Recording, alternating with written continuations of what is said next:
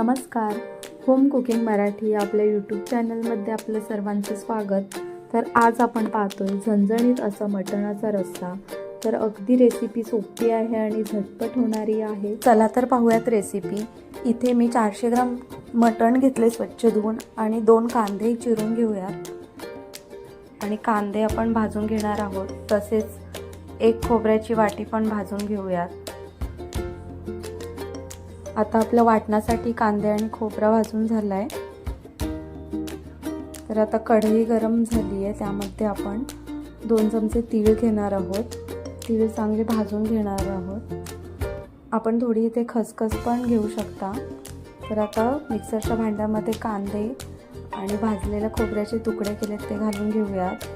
तसेच 7-8 लसूण पाकळ्या आणि तीळ, 1 चमचा धणे, 2 इंच आल्याचा तुकडा आणि मोठभर कोथिंबीर घालून थोडंसं पाणी घालून वाटून घेऊयात. तर आता आपलं वाटण तयार आहे आणि कुकरच्या भांड्यामध्ये मी तेल घालून घेते. त्यामध्ये दालचिनी, तमालपत्र आणि ठेचलेला 2-3 लसूण पाकळ्या घालून घेऊयात.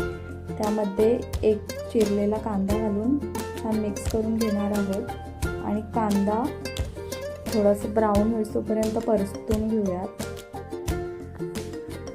तर आता आपला कांदा छान परतून झालाय. तर त्यामध्ये आपण मसाले घालून घेऊयात. आता इथे 1 चमचा धने जिरे पावडर, 1 चमचा हळद, 1 चमचा गरम मसाला आणि 2 चमचे लाल मिरची पावडर घालून घेऊयात. छान मस्त मिक्स करून घेणार आहोत. आता आपण वाटण 2 चमचे मोठे घालून घेणार आहोत आणि 1-2 मिनिटं वाटण मस्त परतून घेणार आहोत. तर आता आपण पाहू शकता मस्त आपलं असं तेल सुटले वाटणाला.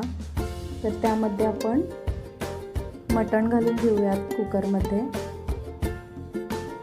छान मिक्स करून घेऊयात. आता वाटण केलेले त्या भांड्यामध्ये पाणी घालून मिक्सरच्या भांड्यातलं पाणी थोडंसं घालून घेऊयात. आपल्याला जसा रस्सा हवा असेल तेवढं पाणी घालून घ्या. छान मिक्स करून घेऊयात. आता कढीपत्त्याची 5-7 पाने घालून घेऊयात आणि चवीपुरतं मीठ घालून घेऊयात. छान मिक्स करून घेऊयात. तसेच चिरलेली कोथिंबीर घालून घेऊयात आणि कुकरचं झाकण बंद करून घेणार आहोत.